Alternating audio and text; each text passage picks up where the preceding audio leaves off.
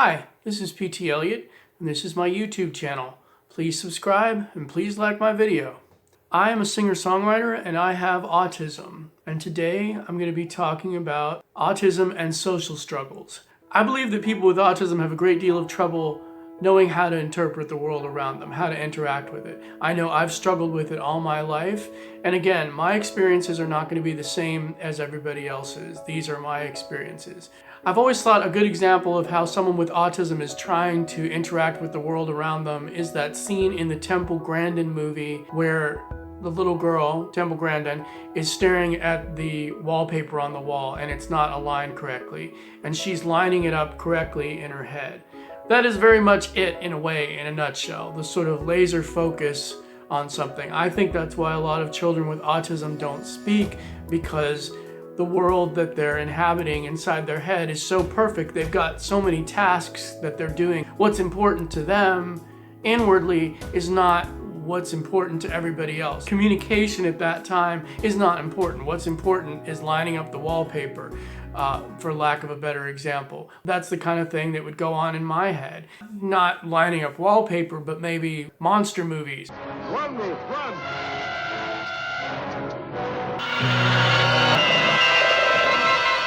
I'll give you an example from my life. When I was a kid, I really liked the song Gypsies, Tramps, and Thieves by Cher.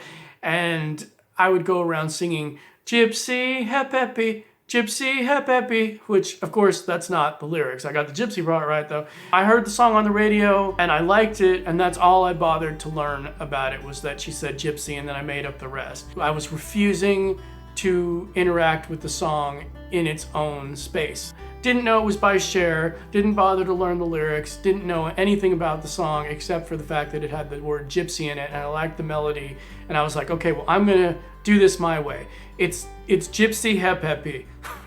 And I still sing that as an adult. You know, sometimes I just find myself singing gypsy hep-eppy. Of course, now I know who it's by and what the lyrics are. I was like, okay, this is how I want to interact with this song. This is how I'm going to listen to it. This is what it says. This is what it means to me. And that's what was important to me.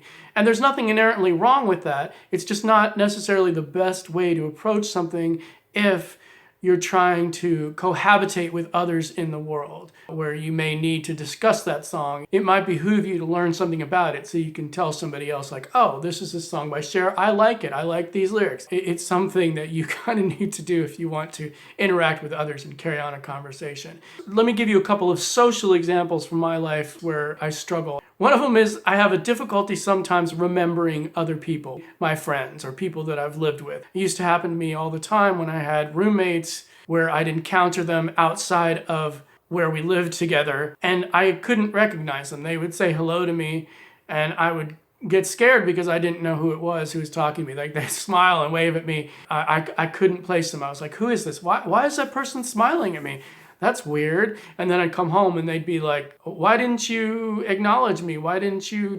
It was me. And I'd be like, oh, that was you. I'm sorry, I didn't recognize you. Just can't comprehend who it is. I don't understand their face anymore outside of the apartment, outside of the house. There's an amusing story about this. One time I saw Robin Williams on the street and didn't recognize him.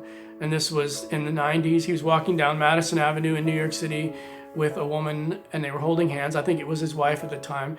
And anyways, I saw him and I recognized him to a degree. I thought it was somebody I knew personally.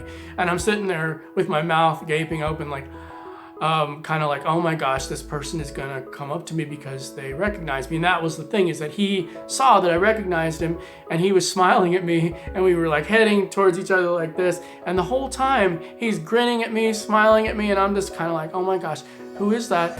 They're gonna come up to me, they're gonna talk to me, and I'm gonna be embarrassed. I won't remember who it is. And of course, it was only after we passed that I realized, like, oh my gosh, that was Robin Williams. And it's just funny because he was so jovial about it. It didn't seem to faze him at all, but I was just kind of gaping at him and I was obviously confused. But that I always thought was funny because I'm like, oh, I could have talked to Robin Williams. The other social area that I struggle with is with shopping or with going to Starbucks. The overbearing friendliness of the baristas and the cashiers in these places always throws me. That's part of their thing. They're very friendly because they want people to come back. They're trying to establish an aura of friendliness. Even knowing that, I'm always freaked out in Trader Joe's when the cashier says, "Hello, sir, how are you?" It always makes me uncomfortable. Same thing in Starbucks. I always forget what I'm ordering, and in my mind, I'm totally analyzing it. Why are they being so friendly? It's meaningless.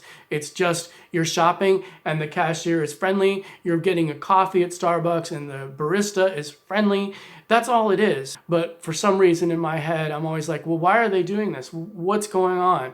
Are they trying to be my friend? And I'm not saying it's always like that, but a lot of times if I'm not really preparing myself to engage in that way, it's like that. The processes that go on in my brain are not really helpful in me interacting with the world. I have to make an effort to leave my world and to engage with the world on its own terms, how it wants to be engaged with. And that means being social or being able to say, "Oh, I'm fine, how are you?" Or "I'd like a latte."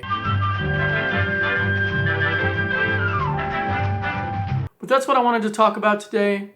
Social struggles and autism, my own personal struggles with the world around me and learning how to deal with it. I hope this video has been illuminating for people. I hope it's educational. And anyways, this is PT Elliott. Please subscribe to my channel. Please like my video. And until next time, thanks a lot. Have a good week. Bye-bye.